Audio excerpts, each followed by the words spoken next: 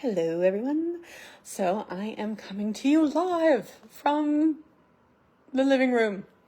I wanted to come on because I wanted to talk about something that I am doing that is giving me a little anxiety, but I'm excited about it. So I've talked a little bit about this event that I am organizing. Not that I want to have, but I'm trying to organize. I'm organizing this event. And it's called the Bee In. This particular one is the Bee in Boston because in my mind, this becomes an event that people from all over have. So Bee in Boston, Bee in San Francisco, Bee in Charlottesville, North Carolina.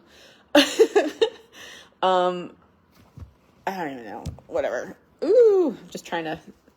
Okay. Anyway. So I am, okay, that doesn't work. So I am working on getting through to the permitting department, of the Boston Parks and Recreation Department. I'm having difficulty. I first emailed, I think, the guy who's kind of in charge of that department, and he emailed me like within an hour. And he's like, this is the guy you got to talk to, and you got to, and the first dates that this was back in October, and I suggested the 2nd and the 3rd of December, and he's like, if that's not a good date, it's like, okay. He's like, but you got to drop a plan. This is what the plan is, and just, get in touch with this guy right here. His name's Lou Chanka. And, so I did. I drew up a plan immediately.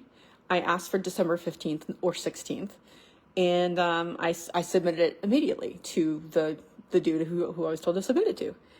And I waited, and I waited, and I waited, and then I never got a response. So I kept on emailing him several times, like 3 or 4 times, probably 4. And then I called and left a message. And finally, I was like, you know what? I'm just going to include his boss in this email. So I did, and I got a response from him. And he basically just gave me a list of why December 2nd or 3rd wouldn't work. You can't really tell tone through text, but it wasn't a endearing, like something that he wasn't happy. Like, it was very curt. This is why you can't do it. No suggestions about like, okay, well, you could do it on this date, or no, nothing other than you can't do it on this date. And that wasn't even the date that I asked for. So, I responded to him. And I responded to him, and I responded to him, and I responded to him, and he didn't get back to me, So I emailed him and his boss again, and was like, I'm not getting a response. Like, I'm doing my best to do this. I've created a website, I've written a press release, I've, putting together marketing materials, like, I'm doing all this stuff. I'm going to do this event. Why aren't you cooperating? And it's funny because, the event is, the whole point is for people to come together and be happy. Like, the point of the event is for people to come and raise their vibrations, right? / what that translates into is be happy and make other people happy. And then when you're in a crowd, emotions get amplified. So when you're being happy, and the entire reason you're there is specifically to be happy, and everyone around you is doing the same thing, amplified, right? Happiness. And I've been getting a lot of anxiety lately, but that's not new. So what's the point? So I've been trying to get this event done, and I can't get through to this guy, so so I got a response from him then, and it was, I gave you a call me back. I called him back, left a message, emailed him. And the funny thing is, on his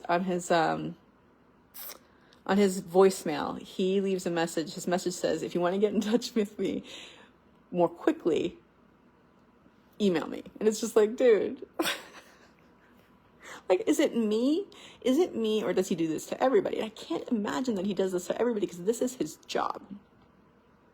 So, I am continuing to do this, and I have started reaching out to journalists, like different media outlets in Boston, WBUR, the Boston Globe, Boston.com, like all these major news outlets. And then also I've reached out to several, several like academic leaders in sociology, at Harvard, at BU, at Northeastern, Tufts, UMass, Boston.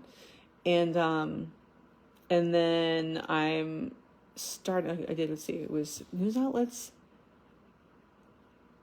academic people, academia, and I don't remember the other group. There's another group that I have started reaching out to. And now I'm kind of going through and thinking like, okay, next I want to reach out to influencers, like people, or at least influential people, right?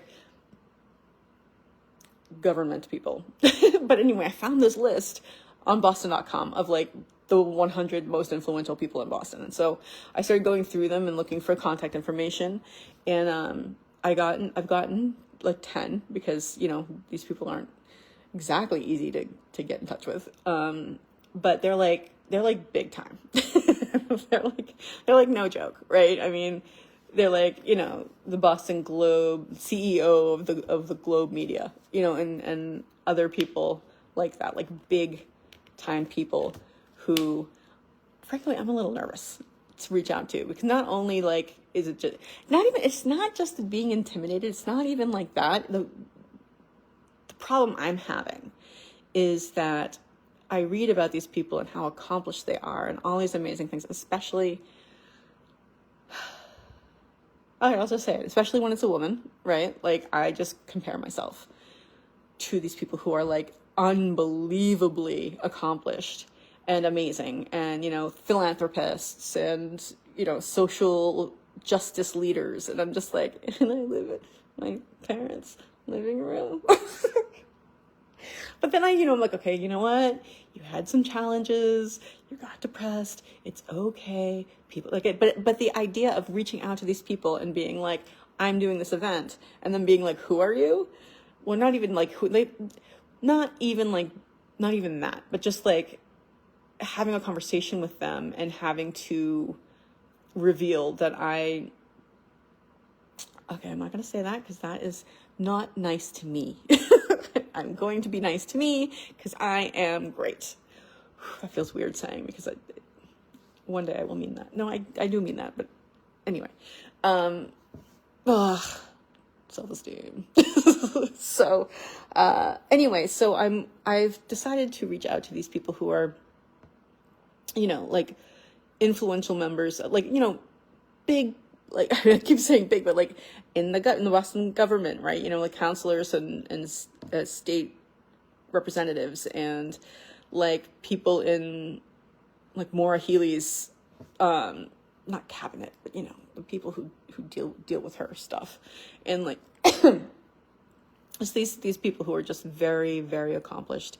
And I'm feeling very, very intimidated and very embarrassed to reach out and be like, oh, I'm doing this thing, and to have to say anything about what I'm doing, what my life has been like in the past 15 years. Like, maybe not 15, but probably 15. At least 10. At least 10. Anyway,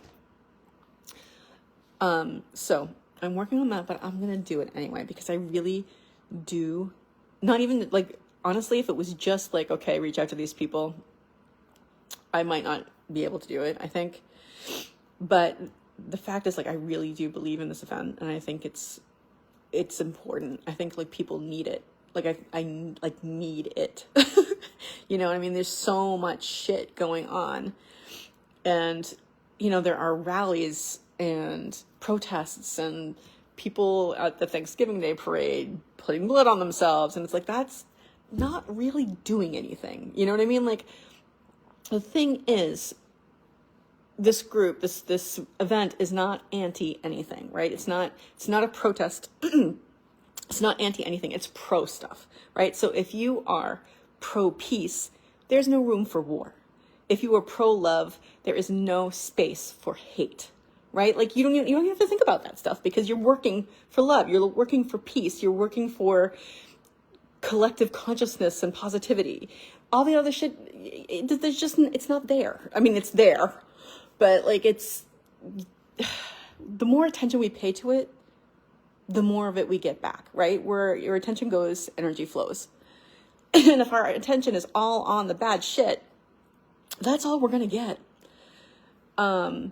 But if we put our attention to good things and we raise our consciousness, raise our collective positivity and our collective consciousness and are in the moment, and because in the moment is where change happens. It's the only time it can. You know what I mean? And we gather, and I'm going to have these signs that have instructions for active listening and also like conversational prompts. And so I'm just excited about this part of it. So someone will like turn to a stranger and say, okay, what do you like most about yourself? Or what 2 things do you like most about yourself? And the person answers, and that the questioner has to ask a question based on that. The person answers, and the questioner has to ask a question based on that. The person answers, and the conversation's over. The person asking the question is not going to answer a question from this other person. All they have to do is listen to the person. They're not thinking in their head, what am I going to say? Their purpose is to listen to the other person. And just be there and be happy. Be there and be happy. And you know what? You don't have to, if you're not like an extrovert, you don't have to ask questions. Just come and be happy and feel the happiness and the positivity so everybody can rise up and things will be better. I mean, honestly, because even if it's just a little bit, right? I mean, I'm not saying this is going to change the world, but it's going to change the world. I just believe that, well, it's not even just a belief. It's true, right? If you choose to be happy, you are taking that much unhappiness out of the world and you're putting that much more happiness into the world, right? You choose to be present. You're taking unconsciousness out of the world and you're putting more consciousness into it, et cetera, et cetera. I mean, I can go through a bunch of different words. Peace, whatever. Fear, take the fear out. Put the peace in. I don't know. You get it. You get it. But, okay, I'm going to relax and calm down. I get very excited about things.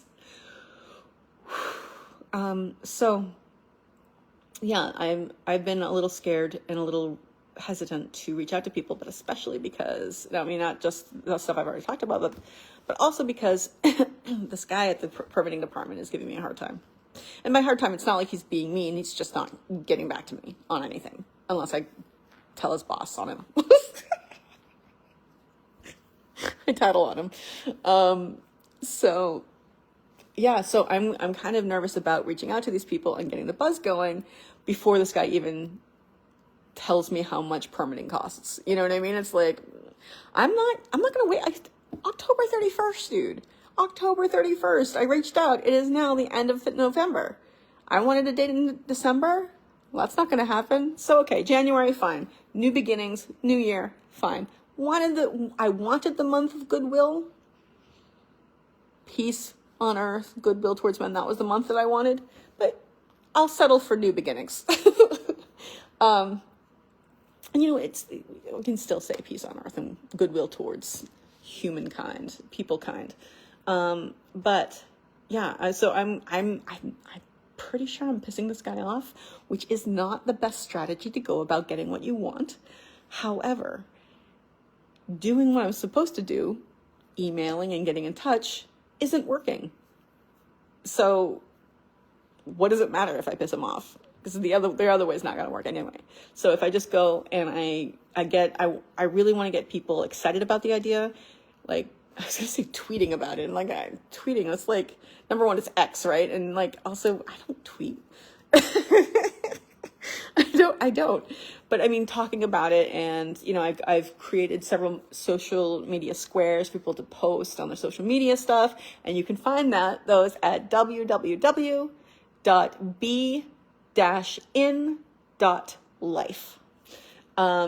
If you want to grab those.